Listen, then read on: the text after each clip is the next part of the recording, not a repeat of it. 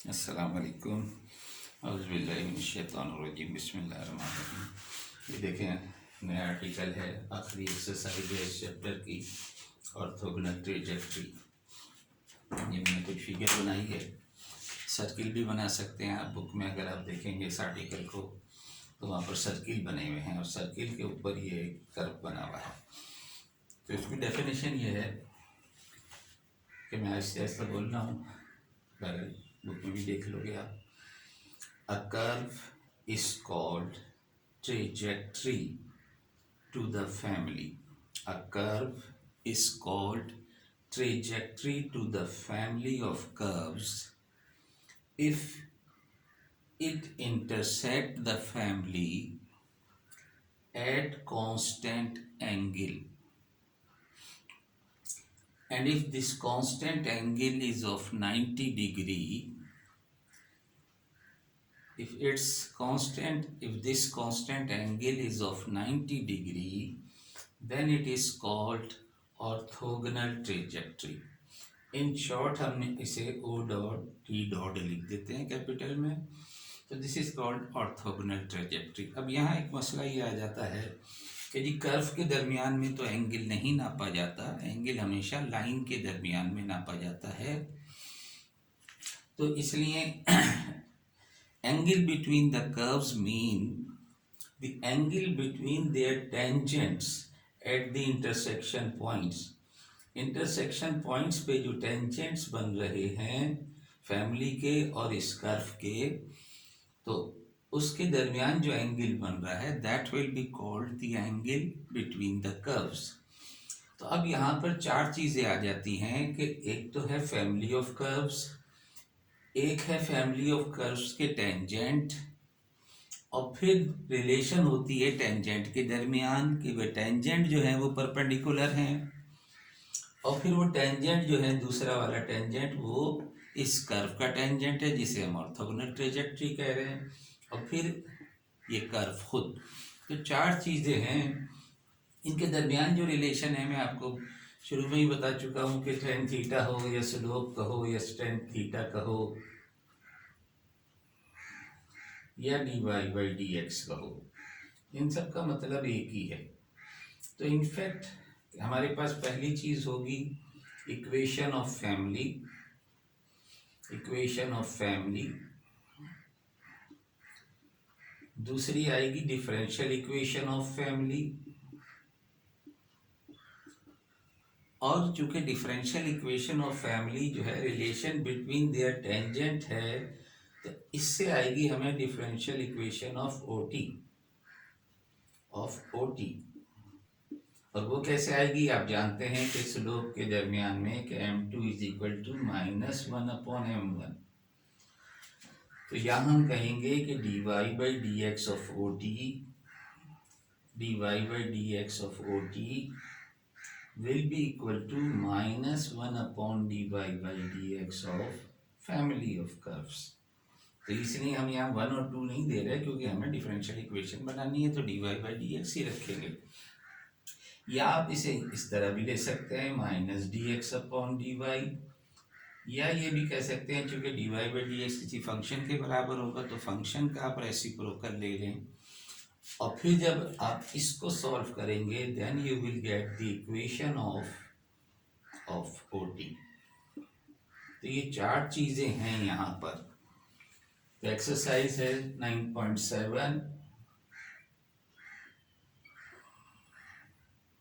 Page number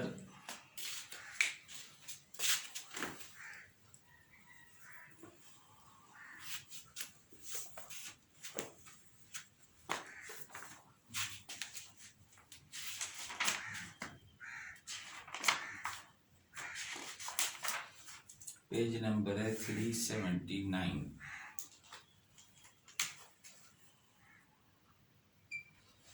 late us solve question number 1। सवाल सबके साथ एक ही है कि find the equation of orthogonal trajectory to the family of curves. The family of curves is given to you x square minus y square is equal to c.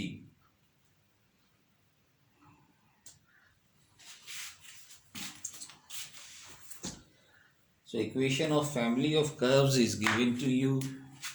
You have to find its differential equation. यानी यूं कह लो आप कि पूरा chapter में जो कुछ भी आपने पढ़ा वो यहाँ कवर हो रहा है इस एक एक्सरसाइज में, क्योंकि पहले आपको फॉर्मेशन करनी है। फॉर्मेशन ऑफ डिफरेंशियल इक्वेशन का पहला आर्टिकल वहाँ यहाँ कवर हो जाएगा। फिर आप ये प्रॉपर्टी लगा के डिफरेंशियल इक्वेशन बना लोगे। फिर आपको देखना होगा कि इस डिफरेंशियल कौन सी है ये डिफरेंशियल इक्वेशन और इसे कैसे सॉल्व किया जाएगा। तो first of all equation number 1, चलो तो यहाँ लिख लो, this is equation of family of curves differentiating with respect to x. We'll have 2x minus 2y dy by dx is equal to 0. इसे आप लिख लें इस फॉर्म में कि dy by dx is equal to, x को उधर ले जाओगे तो x upon y आपके पास आ जाएगा। Let me call equation number 2. So this equation number 2 is the differential equation of the family of curves. Equation number 2 is the differential equation. Equation number 1 equation थी, उसको हमने differentiate किया, c eliminate हो गया, तो ये आ गई हमारे पास differential equation of the family of curves. अब इसकी OT बनानी है, तो अब चाहें तो आप इसका रेसिप्रोकल ले लो, ऐसे ले लो, चाहो तो इसको आप रेसिप्रोकल ले लो विद नेगेटिव साइन, तो that will become the orthogonal trajectory, the differential equation of the orthogonal trajectory. तो रिप्लेस कर दो, मैंने कहा लिखेंगे तो आप यही replace dy by dx by -1 dy by dx। तो हम लिखेंगे तो यही for orthogonal trajectory, for OT replace dy by dx by -1 dy by dx, लेकिन हम प्रैक्टिकली इसको रेसिप्रोकल ले लेंगे। एक ही बात है, क्योंकि बाद में आपको ये काम करना होगा, तो ये काम आप शुरू में ही कर लो, यहीं पर आप चेंज कर लो इस तरह से। So we can write this equation number 2 now can be written as dy by dx is equal to minus y upon x. Let me call equation number 3. So now this equation number 3 is the differential equation of orthogonal trajectory. ये काम करने की वजह से ये बन गई अब आपके पास differential equation of orthogonal trajectory, और जब आप इसे सॉल्व करेंगे तो you will get the equation of orthogonal trajectory to this family, जो कि 1 नंबर में इक्वेशन नंबर 1 में गिवन है। तो अब ये जाहिर वेरिएबल सेपरेशन का सवाल है, तो इसे अब सॉल्व करना है, तो वेरिएबल सेपरेट इजीली हो जाएंगे, तो वेरिएबल सेपरेट कर लें। दिस इम्प्लाइज एक्स वाई को इधर ले आओ, डी एक्स को उधर ले जाओ, तो d y upon y is equal to minus d x upon x. तो variables are separated, hence integrate करते वक्त बेहतर है कि माइनस को भी इधर ले आओ तो प्लस हो जाएगा, d y by d x plus integral of d x upon d x is equal to 0। And now when you integrate, ये आपके पास आ जाएगा ln y plus ln x, और let me write here ln c, और ln combine कर दोगे, ln of xy is equal to ln c, and this implies xy is equal to c। अच्छा, यहाँ c की बजाय, चूंकि c वहाँ इस्तेमाल हुआ था, तो ये c की बजाय अगर आप इसे a ले लो तो ज़्यादा बेहतर है, ln a, तो this is equal to a, this will be the answer. तो इसको दोबारा देख लें, ये आपके पास differential equation of the family of curve given थी, आपने डिफरेंशिएट करके differential equation of the family बना ली, फिर आपने फॉर ओटी के लिए ये रिप्लेसमेंट किया, ये रिप्लेसमेंट करने की बजाय हमने जो राइट हैंड साइड पे था, ख्याल रहे कि d y by d x is equal to this, तो ये एफ एक्स वाई को हमने -1/f(x, y) ले लिया और फिर ये डिफरेंशियल इक्वेशन बन गई ओटी की। और जब आपने इसे इंटीग्रेट किया सेपरेट करके, सेपरेशन से था हो सकता था तो हमने सेपरेशन यूज़ कर ली, तो ये जो इक्वेशन नंबर 4 आ गई आपके पास, this is the equation of orthogonal trajectory to this family. इस फैमिली की वो आपके पास ऑर्थोगोनल ट्रेजेक्ट्री हासिल हो गई।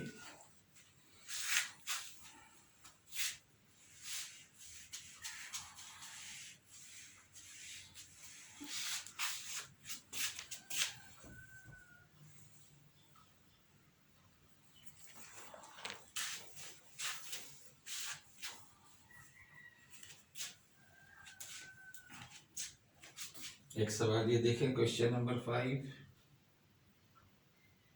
y is equal to x -1 plus c e raise to power -x।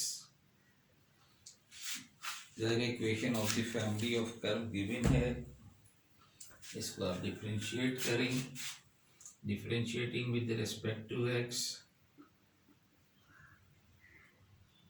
so dy by dx is equal to 1 minus c e minus x। अब देखें यहाँ पर c मौजूद है, तो इसलिए इसको हम एट द मोमेंट हम नहीं कह सकते कि this is differential equation, unless ये कि आप c को एलिमिनेट करो यहाँ से। जब तक c मौजूद है आप इसे डिफरेंशियल इक्वेशन नहीं कह सकते। तो आप देखेंगे ऐसी जैसी चीज़ यहाँ मौजूद है, अगर यहाँ से माइनस कॉमन ले लोगे तो ये 1 माइनस सी ई माइनस एक्स बन जाएगा। तो यू कैन राइट दिस, या ये करो कि y की तरफ उधर ले जाओ या यहीं रहने दो। तो d y by d x जो है, x को वहाँ ले जाएं, इसको वहाँ ले जाएं, बल्कि x को यहीं रहने दो। You can write this as y plus 1 minus c e minus x और this is equal to x। तो आप देखें इसकी जगह आप dy by dx लिख सकते हैं कि we can write this as plus dy by dx and this is equal to x। So finally we can write dy by dx is equal to x minus y। तो this equation number 3 becomes, अब यहाँ ज़ाहिर सी नहीं है तो इसको हम कह सकते हैं कि this is the differential equation, equation number 3 is the differential equation of this family. और जब ये फैमिली की डिफरेंशियल इक्वेशन आ गई तो अब इसको आप रेसिप्रोकल ले लो फॉर ऑर्थोगोनल ट्रेजेक्टरी। तो वो सेंटेंस आप हर बार लिखेंगे, for O T replace dy by dx by -1/dy by dx।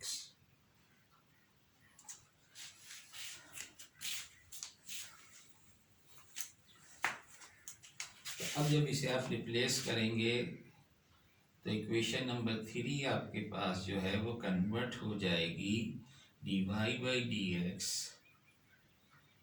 -1/x minus y।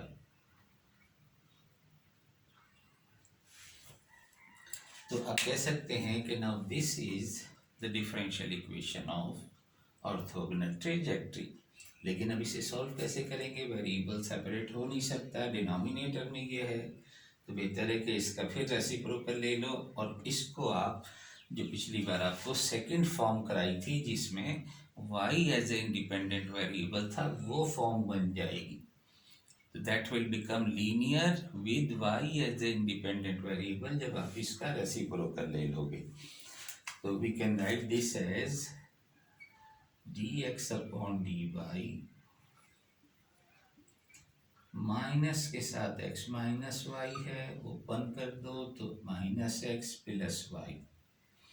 तब आप देखें कि we can write this as dx upon dy, इस x को इधर ले आओ, plus x is equal to y, so this become linear with y as an independent variable. So equation number 5 is linear differential equation with y as a independent variable. So here py लोगे अब आप, here py is 1 क्योंकि x का coefficient लेंगे आप, और जब आप इसे इंटीग्रेट करेंगे py को dy के साथ, यानी 1 dy, तो ये आ जाएगा y, आपके पास इंटीग्रेटिंग फैक्टर आ जाएगा e raise to power y is the integrating factor. तो इक्वेशन नंबर 5 को आप इससे मल्टीप्लाई कर दें और फिर सॉल्व कर लें।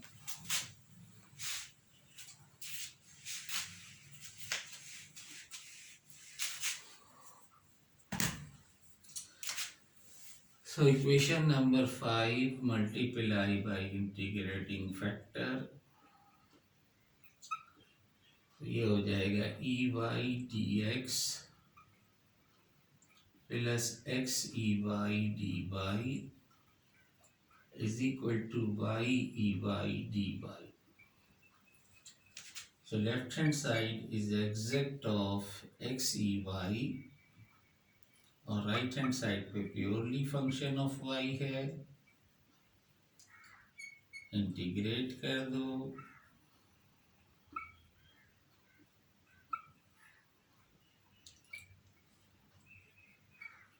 तो यहाँ से तो आपके पास आ जाएगा x e y, और यहाँ से u इंटू वी का फॉर्मूला, y को ऐसे ही रखा, y को ऐसे ही रखा, integral of e y is e y minus y का derivative with respect to y is 1, e y का इंटीग्रल ई वाई,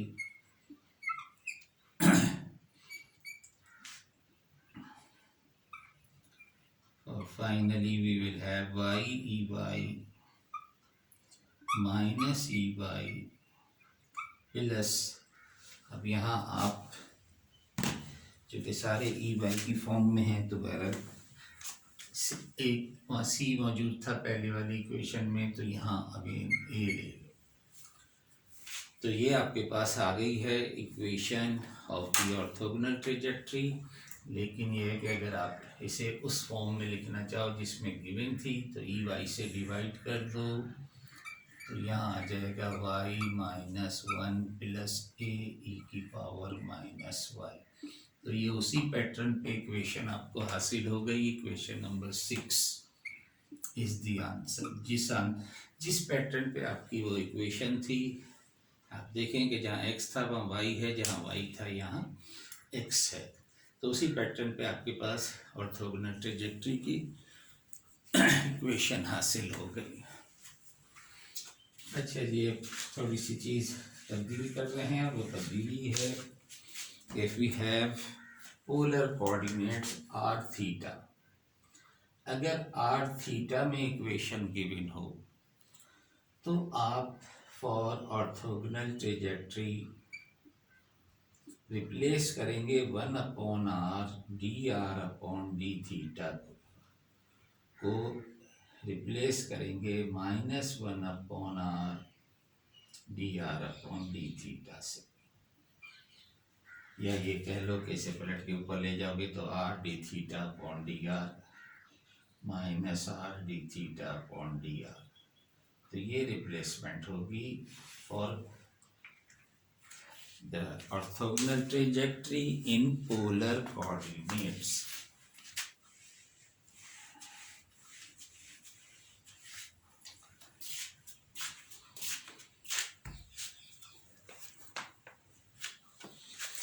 तो पोलर कोऑर्डिनेट का एक सवाल, let me write question number 12।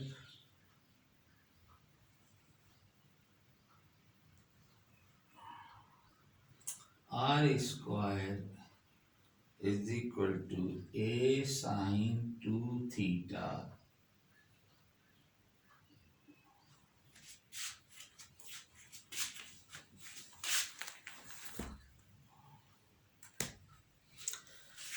अब देखेंगे आर और थीटा में इक्वेशन है, तो इसे डिफ्रेंशिएट करें with respect to theta, differentiating with respect to theta. So this we have 2r dr upon d theta, और यहाँ आपके पास आ जाएगा 2a cos 2 थीटा. तो 2 कैंसिल कर दें, लेकिन a चूंकि मौजूद रहा इसलिए आप इसे डिफरेंशियल इक्वेशन नहीं कह सकते. तो a को कैंसिल करने के लिए बेहतर है कि 2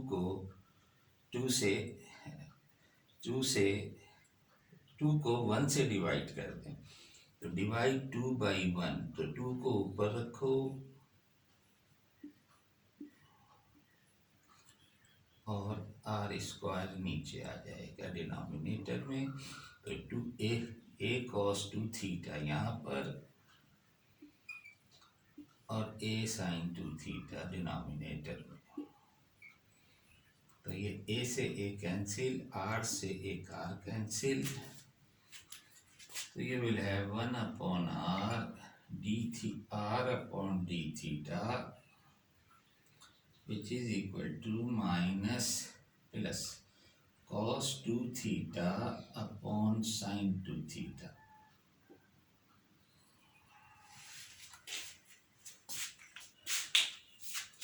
Now for orthogonal trajectory आप इसे रिप्लेस करते हैं, इसका रेसिप्रोकल ले लें विद नेगेटिव साइन, क्योंकि अब ये फॉर्म आपके पास ये मौजूद है 1/r dr/d थीटा. जब ये फॉर्म मौजूद हो तो चाहे इसका रेसिप्रोकल ले लें चाहे इसका रेसिप्रोकल ले लें विद नेगेटिव साइन, जैसे पहले हमने किया. तो we can write this as 1/r. तो let me call equation number 3. Now this equation number 3 is the differential equation of family of curve. तो फिर आप ये जो सेंटेंस आप लिखते रहे कि रिप्लेस फॉर टी, रिप्लेस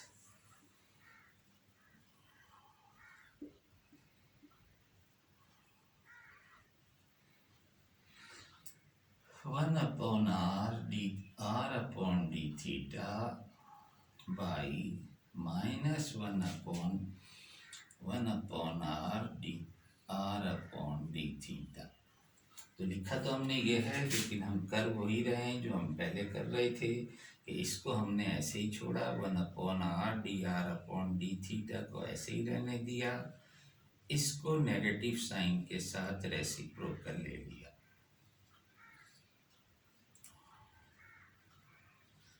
ये कर लिया हमने. तो let me call equation number 4. तो equation number 4 is the differential equation of orthogonal trajectory. Variable separate कर लें.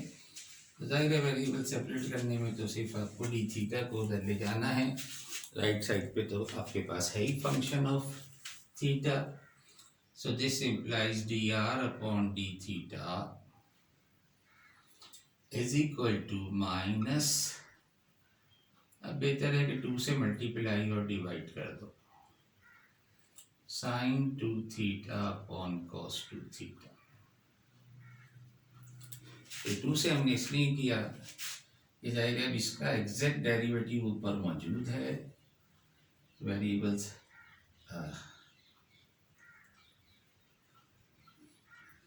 तो इंटीग्रेट कर लो. D r upon r is equal to 1/2 minus 2 sin 2 theta upon cos 2 theta d theta. तो आप देख रहे हैं कि cos 2 थीटा का डेरिवेटिव -2 sin 2 थीटा होता है. तो एग्जैक्टली इसका डेरिवेटिव वहाँ मौजूद है. क्या हो तो इस 2 को भी यहाँ ले आओ तो उसी जैसी फॉर्म आपके पास बन जाएगी. अगर इस 2 को आप यहाँ ले आएंगे और इसे इंटीग्रेट करोगे तो ln r और इसका ln cos 2 थीटा और प्लस ln, अब वहाँ a था तो यहाँ c ले लो. This mean ln r square is equal to ln c cos 2 theta. This implies r square is equal to c cos 2 theta. Let me write equation number 5 is the answer. This is the equation of orthogonal trajectory to this family, जो कि polar form में थी.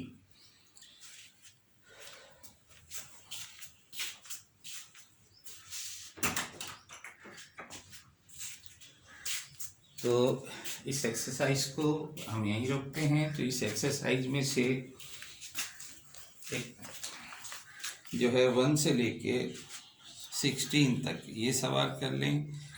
इसके बाद हम थोड़ी देर अभी break कर रहे हैं और फिर हम सेकंड चैप्टर पे जाएंगे, फिर कंटिन्यू करेंगे. तो थोड़ा सा 5 मिनट का ब्रेक है.